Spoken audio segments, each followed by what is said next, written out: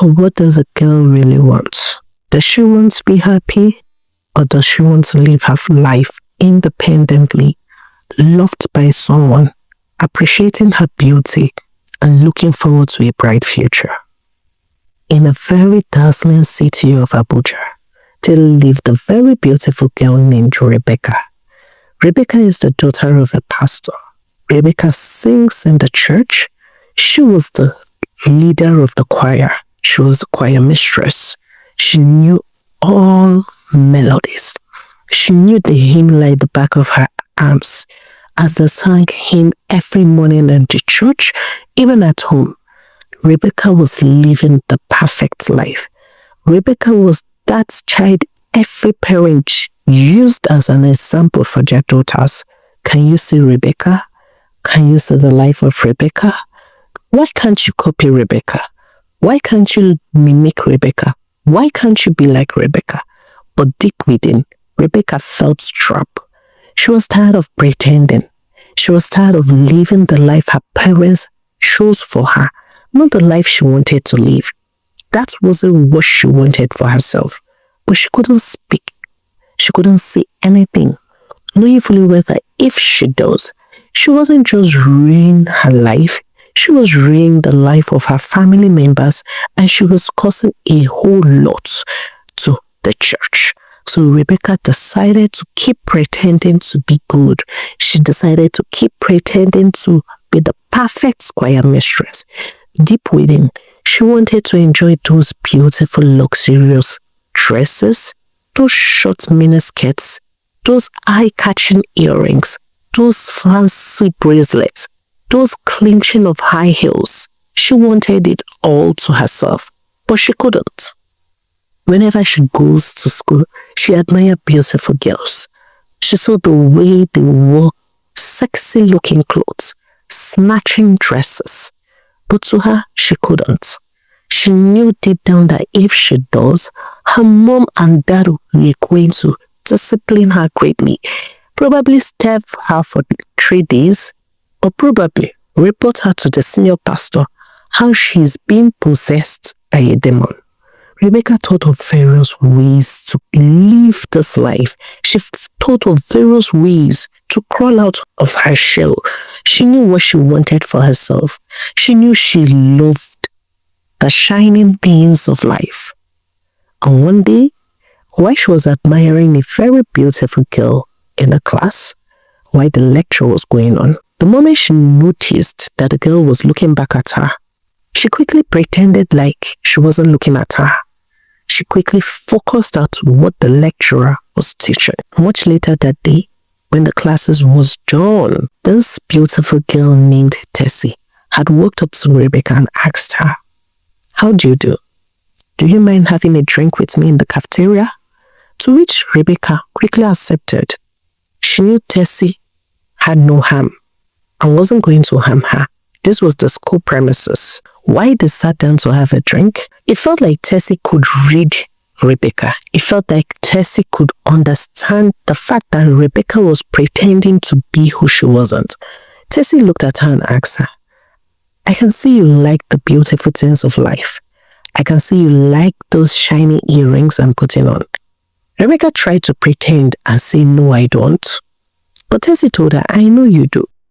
Your eyes sees it all. You can't lie. Even if you do, the truth will always be in your eyes." Rebecca looked at her and said, "I kind of like them, but I don't want to do them." Tessie looked at her and said, "You can. You can do whatever you want to. Nobody will ever know. It's only if you want to get caught. That's the only way you're going to get caught." These words sounded in Rebecca's ears. And she quickly asked Tessie, "Really?" And Tessie told her yes. Tessie gave Rebecca her house address and told Rebecca to come visit her. That if she does, she's going to make sure Rebecca had the best feeling of her life. The moment Rebecca got home that day and had dropped her bag, her mom had told her to go to the church in order to prepare for the choir practice. She told her mom yes, she was going to go to the church, but she didn't. Rather, she went to Tessie's home. And the moment she got to Tessie's home, she saw beautiful dresses, She saw nice dresses, luxurious bags, shoes, purses, things that she always admired. And she asked Tessie if she could try it on. To which Tessie told her, you can. You're free to do whatever you want to. So Rebecca quickly picked up a dress and wore it. But the moment she looked at the mirror, it wasn't Rebecca. This was a total different person. A more confident person. Tessie was that kind of child her parents had advised her never to hang around with. But she was yearning for something more. So she did. And the moment Tessie looked at her, Tessie had praised how the gown was so beautiful on her. In fact, Tessie told her that this gown was made for her. Rebecca was glad. Tessie quickly told her, come, let's go hang out. We're not going to take time. In less than 30 minutes, we're going to be back. So Rebecca followed Tessie to wherever Tessie was taking her to. And lo and behold, it was a nightclub. Tessie and Rebecca had the fun of their life. Rebecca danced like no other. She let her feelings out. She had fun. She drank. She did every other thing every girl did in the club. She did not hold anything back. And the moment they were done, she and Tessie had returned back. Rebecca quickly changed to her normal clothes and went back to the church. She made sure she drank a lot of water so that people couldn't perceive the alcohol she had taken from the club. And when she returned to the church, she sang in a very beautiful way. She felt this deep satisfaction within her. She had fed that hunger. She was glad. There was nothing that could contain her joy. Something she had always yearned for. She had a taste of it in less than 30 minutes and it felt so good. And with the passing days, this continued. Rebecca was always going to leave the house, either lying to her parents that she was going to the church, going for night vigil, or going to visit her best friend Deborah. But when she leaves the gate, she went straight to Tessie's house, changed into a very beautiful party dress, and began to club. Rebecca even joined Tessie and started smoking. She was living her best life. Whosoever Tessie introduced her to, she was free to talk to the person, but she changed her name. Her club name wasn't Rebecca. Her club name was Cassie. She preferred being called Cassie in the club. She had fun, and the moment she was done each day, she quickly changed to her normal clothes and returned back, pretending to be holy as thou, pretending to be that child that does not know anything. And with the passing days, Rebecca had caught the eyes of a very wealthy man. This man had tried to grab the attention of Rebecca, but whenever he wanted to approach her, someone else was already there, so he always stepped back. And with time, he had approached Rebecca. He talked to Rebecca, and deep within he knew that Rebecca was a naive girl, but she just wanted to explore the world. Mr. Kaka knew that Rebecca was a very naive girl, and all she wanted was to explore the world. And he knew that he couldn't just get Rebecca to sleep with him, as Rebecca had a particular time of coming to the club and leaving the club immediately. So he needed to win Rebecca over, either by gifting her things she greatly admired or doing something that was going to make Rebecca trust him greatly. So whenever Rebecca comes to the club, aside getting Rebecca drinks or smoke, he also got her beautiful and luxurious gifts. Rebecca was glad. She had hit that smacker. She had hit that big shark, the one that was always going to spend on her. So she didn't even have to borrow Tessie's clothes. She was glad. Whatsoever Mr. Kaka gives to her, she accepts it with an open heart. Unknown to her, Mr. Kaka had a reason for all this. One fateful day, he had asked Rebecca to lay with him. At first, Rebecca didn't want to. But when she shared it with Tessie, Tessie quickly told her, what's the whole big deal there? You've already gone into the world, so why not explore it and explore it further? You have to know how it feels. You have to know the feeling of your body being touched. You have to understand how all this occurs. To which Rebecca decided to go with the flow. Mr. Kaka has been nice to her for a very long period of time. So why not? So she decided to go with the flow. But that day, when they got to the hotel, Mr. Kaka had given her a drink and Rebecca drank. But when she woke up the next day, she had seen herself in her room, but she couldn't understand. The last thing she remembered was following Mr. Kaka to the hotel, but she could not remember going back to Tessie's house to change and going back home. But she brushed it off. She told herself probably the alcohol Mr. Kaka had given to me was too strong, and that's why I couldn't remember anything. But with the passing days, Rebecca slept with different men she knew and the ones she did not. Rebecca had fun doing whatsoever she wanted.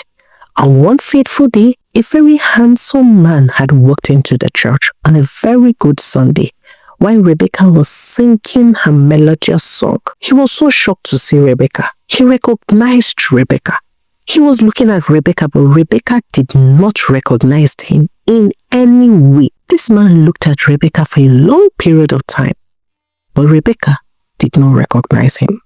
And after the close of church for that day, the man had asked Rebecca if Rebecca remembered him, and had asked Rebecca if they could meet in their usual spots. But Rebecca told him, "Sorry sir, I don't know who you are." Unknown to Rebecca, this was one of her clients, so the man was really shocked that Rebecca could not recognize him. But with the passing days, Rebecca fell terribly sick, so sick that no one could cure her. So sick. Her parents were really shocked. What could have happened to our daughter? What was going on? And why they had invited the senior pastor to carry out a prayer section even while she was in the hospital. It was revealed that Rebecca had 3 days to die. That the person they are seeing there was Rebecca's corpse and nothing else. The man of God had revealed how Rebecca had slept with someone who had stolen her soul. So Rebecca's soul was used to sleep with different men. A ritualist who had taken her soul, possessed her soul, and he's using her soul to sleep with different men to get their destiny. Her parents were shocked. When did it all this occur? Our daughter is a very good Christian. Our daughter does not know anyone. But the man of God told them that they had no time, that they need to pray and break Rebecca from the chain she was in, from the prison she was in. If not, they were going to lose her in 3 days' time. So with this, Rebecca's parents entered into a deep fasting and prayer. They prayed fervently. They kept on praying for days, non-stop, no sleep, no water, no food. They prayed and prayed for the soul of their daughter to be restored. And on the second day, Rebecca coughed. She had returned back to her body. Her parents were glad. They were really excited. And they quickly asked her what had happened. Rebecca explained everything that had happened, how she gradually met Tessie, and everything that had occurred. Rebecca's parents were really glad that they had gotten their daughter back. They kept on praying for her. They kept on praying every day for her so that nothing would happen to her. And they warned her seriously to avoid anybody like Tessie. If she wanted to keep being a Christian, then she had to choose God. You cannot serve 2 masters, her parents told her. If you want to be a Christian, be a Christian. If you want to be in the world, then be in the world. After Rebecca suffered such a great ordeal, she vowed in her heart never to return back to the world, as the world was only a wicked place. Thank you very much for listening to the story of the day. We still remain your favorite storyteller, Zika. Please, I would like you to share your thoughts on this one. What do you think? Do you think Rebecca deserved what happened to her in order to learn to stay one place, in order to be able to choose the path to follow? Or do you think the world is just a wicked place?